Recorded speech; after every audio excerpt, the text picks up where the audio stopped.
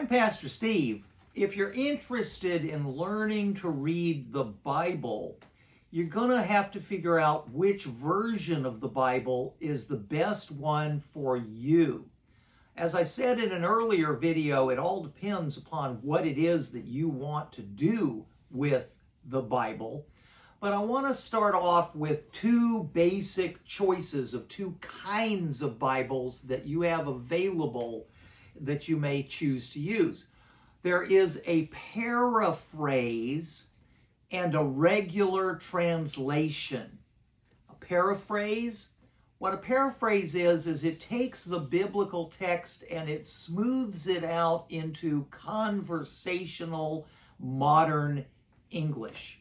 The first successful paraphrase that I know of was published in the mid-60s, and it is Good News for a Modern Man. My grandfather gave me this in 1967. I still remember it, and it's a really helpful version of the Bible because it takes it into normal conversational English. And so it's a lower reading level, and therefore you can read it faster, more expeditiously. It's just easier to read and easier to understand, less running to the dictionary to look stuff up. Then in terms of regular translations, there's only one translation available that I do not recommend, and I cannot recommend, and that would be the King James version. And the reason is that the King James Version is written in an Elizabethan English. It's the English of the 15 and 1600s. Now, 500 or 600 years ago, the English language was written very differently. So, for example, you would find where Jesus says, "Suffer the children to come unto me," and what it means is allow the children to come unto me, because in the old Elizabethan language, to suffer something was to allow it to happen, you see. So language changes with time.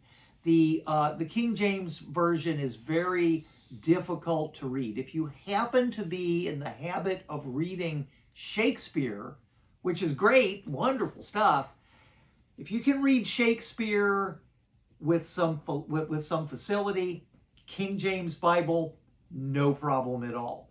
Okay, for the rest of us, you want to use a slightly more modern version. I recommend either the RSV or the NRSV.